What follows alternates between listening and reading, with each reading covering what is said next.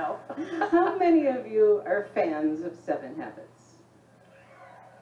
Okay, in the home audience too, it's become the business book of the century. So if you haven't read it yet, that's a hint. And it changed my life dramatically. And Stephen Covey, as a gift to the country, did a 200-year research study on the success literature that existed in the last 200 years to distinguish, what creates people that are effective and the ones that aren't so effective. And he distilled it into 7 habits. The first 3 habits are personal victory. Those are the things that really support our personal change. And he calls it private victories. Those are the things that you do when no one else is looking, of how you live your life. And the second 3 habits are your public victory. Those are your interpersonal habits.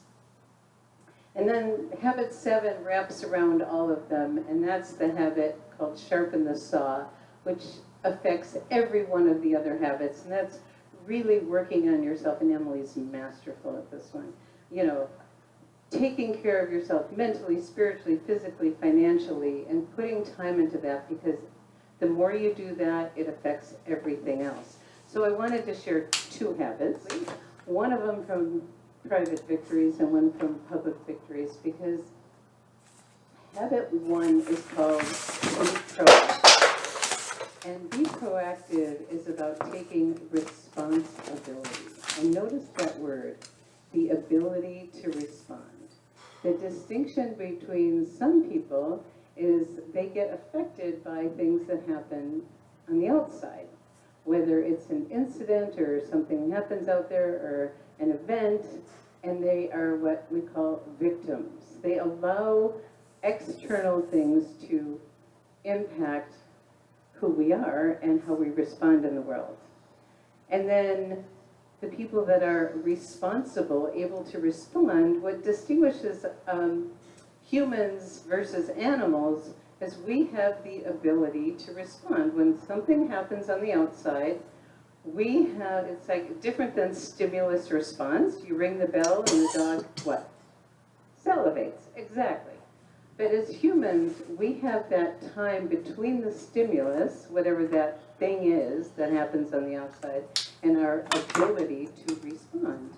And Stephen talks about our ability to respond from being responsible is to respond based on our values. What is most important in your life? And so, we've all been through a lot the last few years.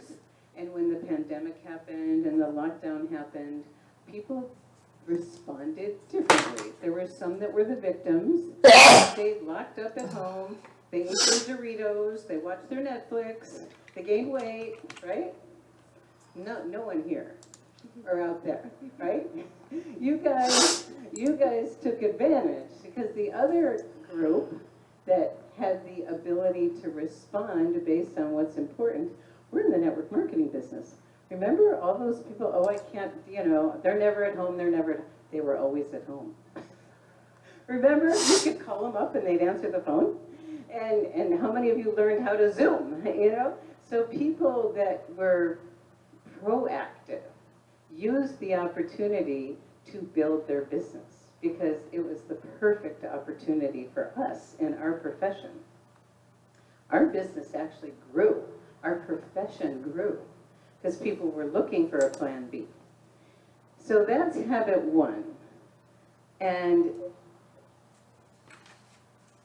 you can look around and notice the people that, when something happens out there, they are victims versus the ones that take advantage of the situation based on their values. Now, habit 5 is one of the ones that's most dearest to my heart and that affects all of us right now. And it's called seek first to understand, then to be understood. The key to being influential in the world is to allow ourselves to be influenced first. And so you've heard it mentioned several times today, the people that, like Gregory talked about this, connect first, help me understand, connect, find out what's important to them. During the pandemic, I'd say, how are you holding up? How are you staying connected? How are you holding up with your health? What are you doing to take care of yourself? How are you holding up financially? So this gave us the information on what direction to go. We had vehicles for each one of those challenges that people were going through during the pandemic. And one of my absolute favorite quotes from Stephen Covey, before I get to that, I want to mention, taking the time to truly listen, and Gregory talked about this too, 2 ears, 1 mouth, it gives people psychological air. And in our profession, one of the most valuable things we can possibly do before we start presenting is help me understand what's going on. What would you like better in your health? What would make the biggest difference for you? And so Stephen used to talk about, I'm going to share a quote from him and then a quick story from him. He said the deepest need, and this is really my, Covey quotes fall out of my mouth all the time, but it's my favorite one. The deepest need of the human soul is to be appreciated, acknowledged, affirmed, and understood. Do you guys here feel appreciated by Lifewave? I mean, is this the most generous, caring company you've ever been with? And one of the things, the way we appreciate people is to be present with them. Is to be with them. And we were at an event and there were hundreds of people around. It was an executive development event. And I'm there with Stephen. There's hundreds of people around, hundreds. And Stephen sits me down and looks in my eyes as if I was the only person that existed. And he said, Robin, you know a lot more about this marketing stuff than I do. Would you help me? Stephen Covey's asking me a question that I know more than he does.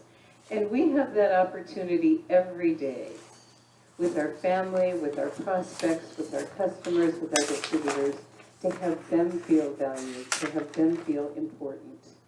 By giving them that space to be totally present and have them feel like they're the most important person in the world, that's what we can do even better right now.